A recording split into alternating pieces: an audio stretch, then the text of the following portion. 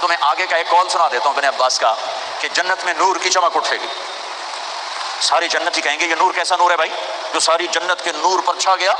तो फरिश्ते बताएंगे गो जन्नतुल फिरदौस में अली और फातिमा बैठे हैं, किसी बात पे हंसे हैं, उनके दांतों से जो नूर निकला है उसने जन्नत को रोशन कर दिया। लेकिन खटपट यहाँ भी हो गई, इनसे बड़ा घर मेरे नबी का है, वहाँ भी खटपट। एक दफ़ा आपने हज़रत आयशा से कहा मुझे पता लग जाता है जब तू मुझ पर नाराज़ होती है, मुझे पता चल जाता है। उन्होंने अर्ज़ की या रसूल अल्लाह आपको कैसे पता चलता है?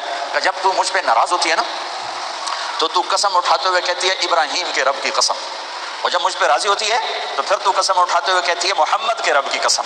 कहे से मुझे पता चल जाता है जब तू कहते हैं ना इब्राहीम के रब की कसम तो मुझे पता चल जाता है कोई खटपट हो गई है। तो नबी के घर में भी हो जाती है, ये मसला तो ख़त्म होगा। जन्नत में हमारी ज़िम्मे है कि इन चीज़ों को कम करें। ये एक मेरे नबी की मुआशरत है मेरे भाइयों, इसे सीखो, इसे समझो, इसे पढ़ो।